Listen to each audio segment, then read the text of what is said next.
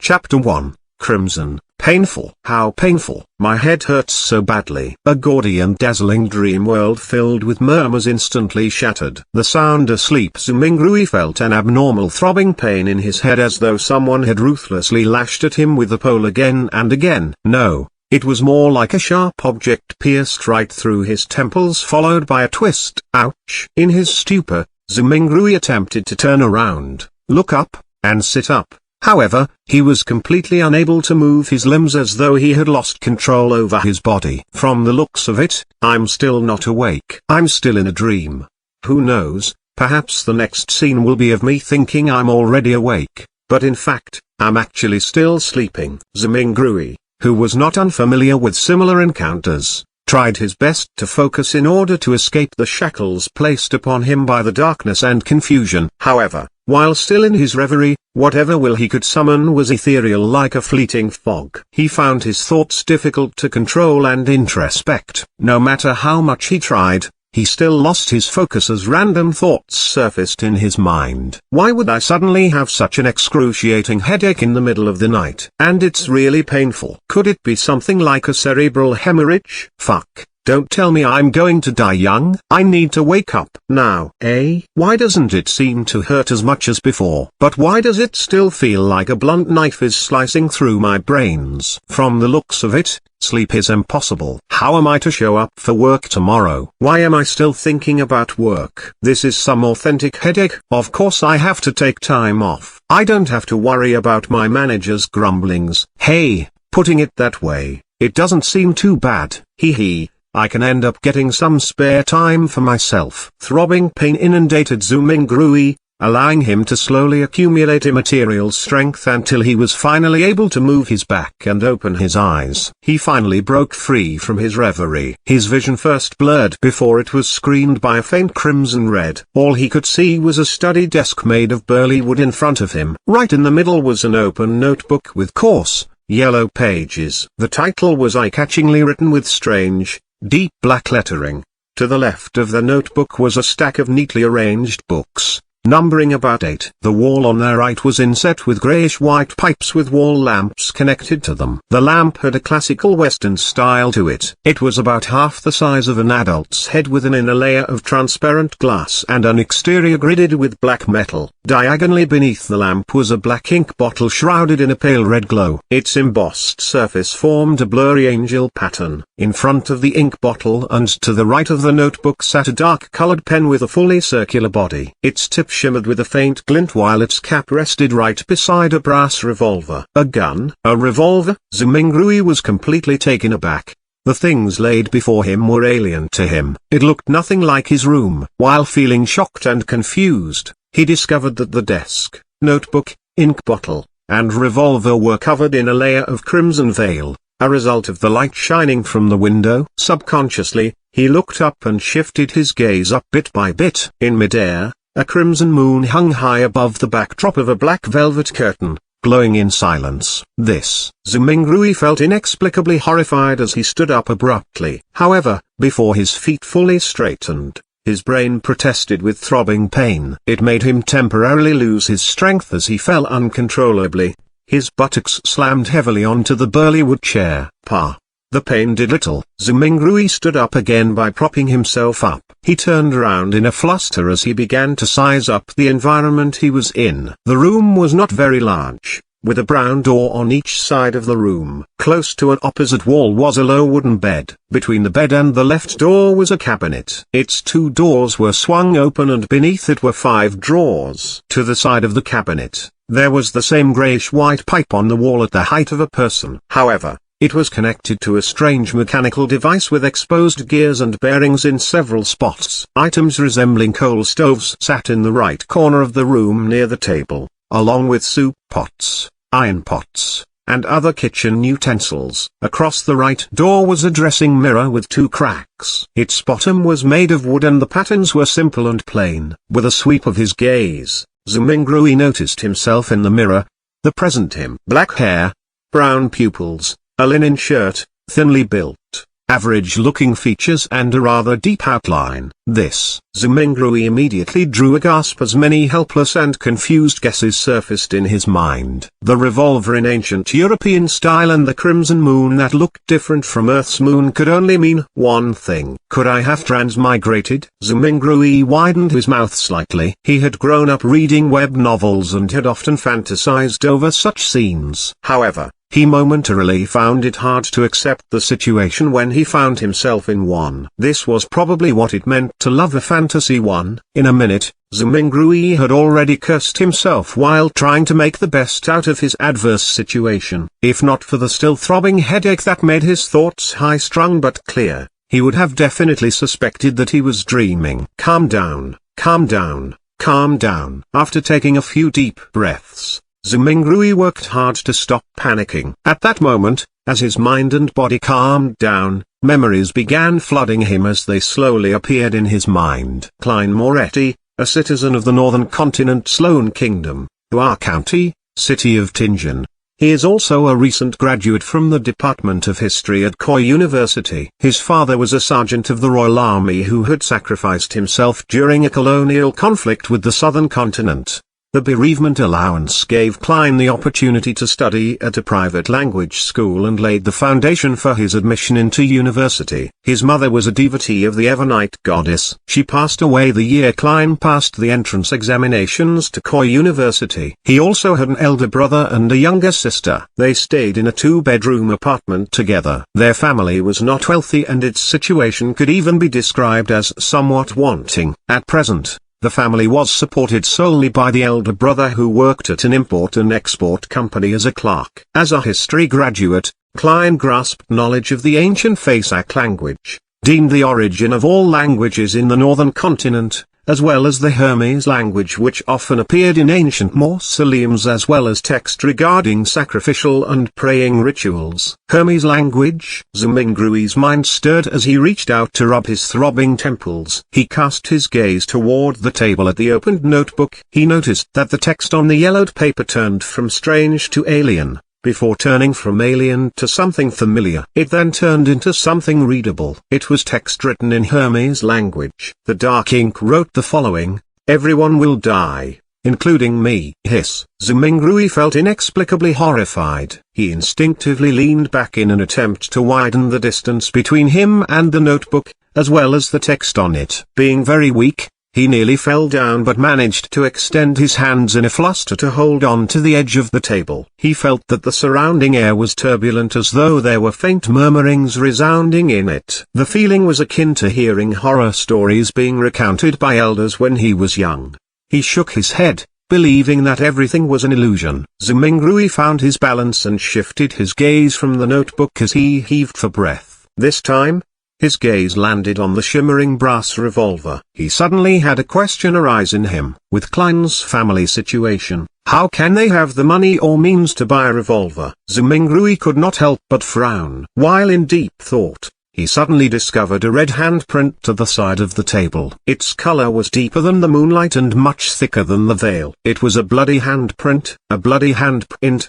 Zhou Mingrui subconsciously flipped his right hand that had been holding the edge of the table. Looking down, he saw that his palm and fingers were covered in blood. At the same time, the throbbing pain in his head continued. Although it had weakened a little, it continued incessantly.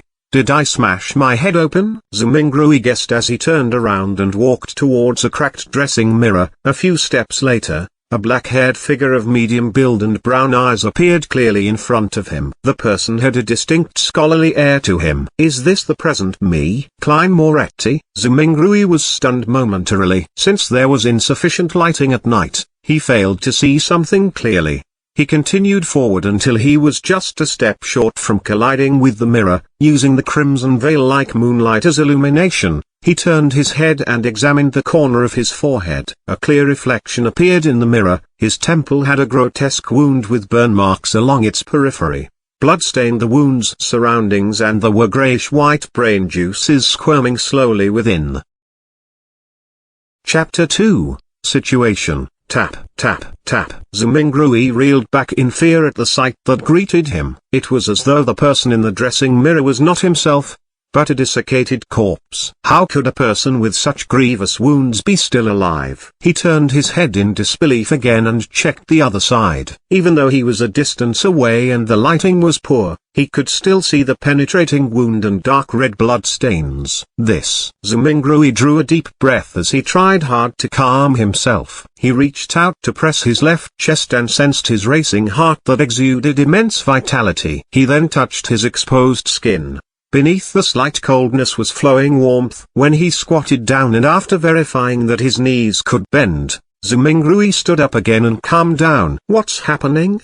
he muttered with a frown. He planned to inspect his head injury seriously once more. He took 2 steps forward and suddenly paused. The moonlight of the sanguine moon was relatively dark, so it was insufficient for his serious inspection. A memory fragment triggered as Zhou Mingrui turned his head to look at the greyish-white pipes and the metallic gridded lamp on the wall right beside the study desk. This was the most common gas lamp of the times. Its flame was stable and its illumination capabilities were excellent. With Klein Moretti's family situation, even a kerosene lamp was a dream, much less a gas lamp. Using candles was most apartment for their standing and stature. However, back when he burned the midnight oil 4 years ago to be admitted into Koi University, his elder brother, Benson, felt that it was an important matter which their family's future depended upon. Therefore, he insisted on creating conducive studying conditions for Klein even if it meant taking on debt. Of course, Benson, who was literate and had worked for several years, was not a rash person who did not think of the consequences. He had quite some tricks up his sleeve. He reasoned with the landlord to raise the apartment's standards by installing gas pipes to improve the likelihood of rentals in the future. The landlord was convinced and provided the money to complete the basic modifications. Then, using the convenience of working at an import and export company, he purchased a brand new gas lamp which was nearly at cost price. In the end, all he needed was to use his savings and did not need to borrow money. After the memory fragment flashed past his mind, Zhou Mingrui came to the desk where he turned the pipe's valve and began twisting the gas lamp's switch. With a sputtering sound, a spark sounded from friction. Light did not descend upon Zhou Mingrui as he had expected. He twisted the switch a few more times, but all the gas lamp did was sputter and remain dark. Retracting his hand and pressing on his left temple, Zhou Mingrui sought for the reason by rummaging through his memory fragments. A few seconds later, he turned around and walked toward the door. He arrived at the machine installation which was similarly inset into the wall and had greyish-white pipes connected to it. This was a gas meter. After seeing the exposed gears and bearings, Zhou Mingrui took out a coin from his trousers pocket. It was dark yellow in color and had a bronze shimmer to it. The front of the coin was engraved with a portrait of a crown-wearing man, and there was a 1 on a clump of wheat on the back. Zhou Mingrui knew that this was the most basic currency of the Lone Kingdom. It was called a copper penny. 1 penny's purchasing power was roughly 3 to 4 yuan before his transmigration. Such coins had other denominations such as the 5 pence, a halfpence and a quarterpence. Despite the 3 types, the denominations were not in small enough units. In everyday life, one had to buy several different things just to spend a single coin from time to time. After flipping the coin, which was only minted and circulated after King George III ascended to the throne, a few times, Zhou Mingrui inserted it into the gas meter's thin vertical mouth. Clink, clang. After the penny fell to the bottom of the meter, the sound of grinding gears sounded immediately, producing a short but melodious mechanical rhythm. Zhou Mingrui stared at the meter for a few seconds before returning to the burly wood desk. He then reached out to twist the gas lamp's switch. After some sputtering, there was a sharp sound. A fire plume ignited and rapidly grew. Bright light first occupied the internals of the wall lamp before penetrating the transparent glass, blanketing the room with a warm glow.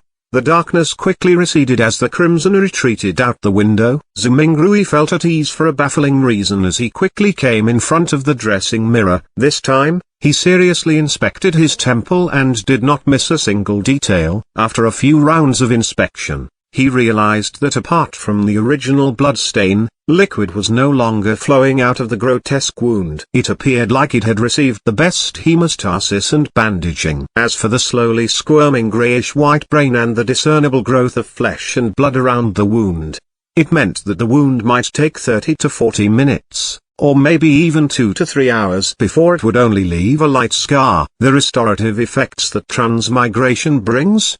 Zhou Mingrui curled up the right corner of his mouth as he muttered silently. Following that, he let out a long sigh. Regardless, he was still alive. After settling his mind, he pulled open a drawer and took out a tiny piece of soap. He took one of the old and tattered towels hanging by the side of the cupboard and opened the door. He then walked to the public bathroom, which was shared by the tenants on the second floor. Yes, I should clean up the bloodstains on my head, or I'll keep looking like a crime scene. It's fine scaring myself, but if I were to scare my sister, Melissa, when she gets up early in the morning tomorrow, it would be quite problematic. The corridor outside was pitch black.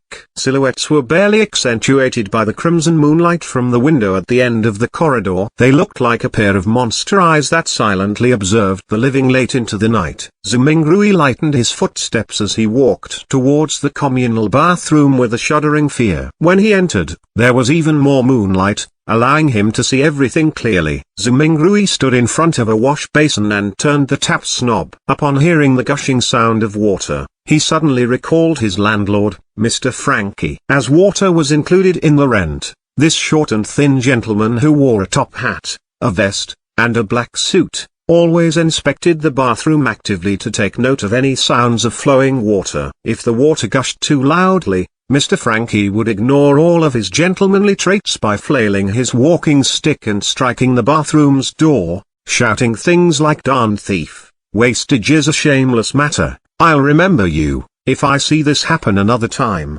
scram along with your filthy luggage, mark my words, this is the most value for money apartment in Tingent City. You will not find a more kindly landlord anywhere else." Putting away those thoughts, Zhou Mingrui used a moist towel to clean the bloodstains from his face again and again. After checking himself using the rundown mirror in the bathroom and verifying that all that was left were a hideous wound and a pale face, did Zhou Mingrui relax. Then, he took off his linen shirt and used a bar of soap to wash away the bloodstains. At that moment, he knitted his brows and recalled of a possible problem. The wound was too exaggerated and there was too much blood. Apart from his body, his room likely still had signs of his injury. After Zhou Mingrui was done with his linen shirt a few minutes later, he briskly returned to his apartment with a moist towel. He first wiped the blood handprint on the desk and then, using the gas lamp's illumination, sought out spots which he missed out. He immediately discovered that quite a substantial amount of blood had spluttered onto the floor beneath the desk. And there was a yellow bullet to the left side of the wall. Releasing a round with the revolver pointed at the temple,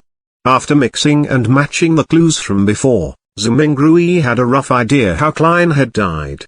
He was in no hurry to verify his guess. Instead, he seriously wiped away the bloodstains and cleaned up the scene.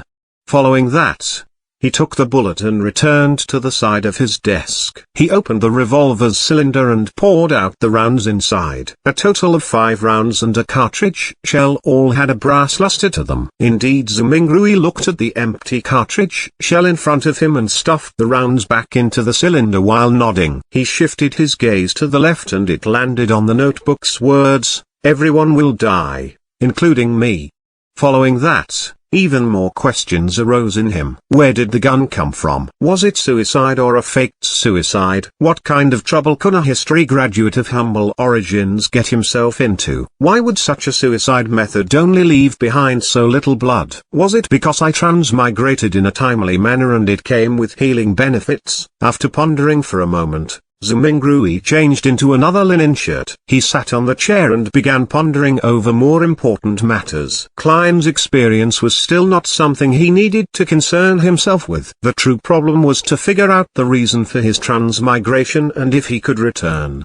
His parents, relatives, best buddies, and friends. The fascinating world of the internet and all sorts of delicious delicacies. These were reasons that prompted his desire to return. Click, click, Click. Zhou Mingrui's right hand was subconsciously pulling out the revolver's cylinder and slamming it back into place, again and again. Yea, there has not been much difference for me between this period of time and the past. I was just a little unlucky, but why would I transmigrate for no baffling reason? Bad luck. Yes, I tried a luck enhancement ritual before dinner today. A thought flashed in Zhou Mingrui's mind, illuminating the memories which were concealed by a fog of confusion. As a qualified keyboard politician, keyboard historian, keyboard economist, keyboard biologist, and keyboard folklorist, he had always deemed himself as knowing something of everything. Of course, his best buddy would often mock him as only knowing a little of everything. And one of them was Chinese divination. When he visited his hometown last year, he had discovered a thread-bound book titled Quintessential Divination and Arcane Arts of the Qin and Han Dynasty at an old bookstore. It looked pretty interesting and could aid him in posturing on the internet, so he bought it. Unfortunately, his interest was short-lived. The vertical script it used made the reading experience horrible. All he did was flip through the beginning pages before he threw it into a corner. He had experienced a spate of bad luck in the past month, losing his cell phone, customers running away after cheating him, and mistakes at work. Only then did he suddenly recall the luck enhancement ritual written at the beginning of Quintessential Divination and Arcane Arts.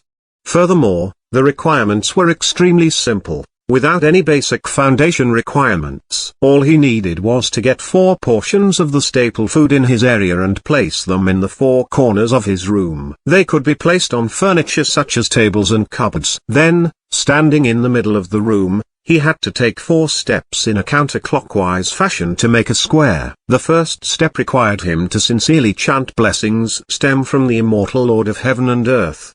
The second step was to silently chant blessings stem from the Sky Lord of Heaven and Earth. The third step was blessings stem from the exalted Theach of Heaven and Earth, and the fourth step was blessings stem from the celestial worthy of Heaven and Earth. After the 4 steps were taken, he needed to close his eyes and wait 5 minutes in his original spot. Only then would the ritual be considered complete. Since it did not cost him any money, he found the book, followed what was stipulated, and did it before dinner. However, nothing happened back then. Who would have guessed that he would actually transmigrate in the middle of the night? Transmigration. There is a distinct possibility that it's due to that luck enhancement ritual. Yes, I should give it a try here tomorrow. If it's really because of that, I stand a chance of transmigrating back. Zhou Mingrui stopped flicking the revolver's cylinder and suddenly sat straight up. Regardless, he had to give it a try. He had to attempt a Hail Mary,